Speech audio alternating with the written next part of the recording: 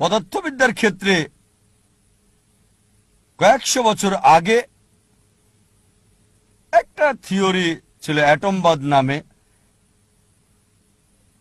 এটা দিয়েছিল গ্রিকরা, বিশেষ করে ডেমোক্র্যাটসরা, প্রায় 2300 বছর আগে।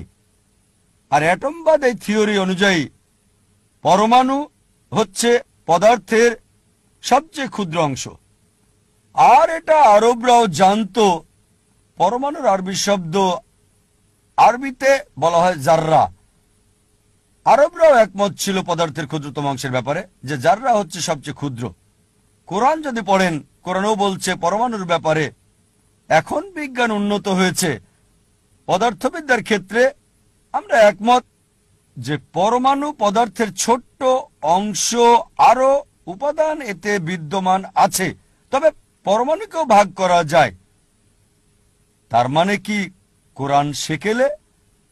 কোরআন বলছে সূরা সাবা অধ্যায় নম্বর 34 আয়াত নম্বর 3 এবং সূরা ইউনুস অধ্যায় নম্বর 10 আয়াত নম্বর 61 যে যখন তারা বলে, মানে অবিশ্বাসীরা, যে কিয়ামত কখনো আসবে না, তাদের বলো অবশ্যই তা আসবে, প্রভুর শপথ যিনি অদৃশ্য সম্পর্কে জ্ঞাত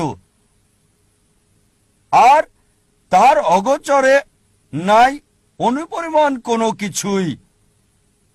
আর পরমাণুর চেয়ে ছোট বা বড় কোনো কিছুই তার জ্ঞানের বাইরে না, বরং এই সব কিছু লিপিবদ্ধ আছে সুস্পষ্ট কিতাবে।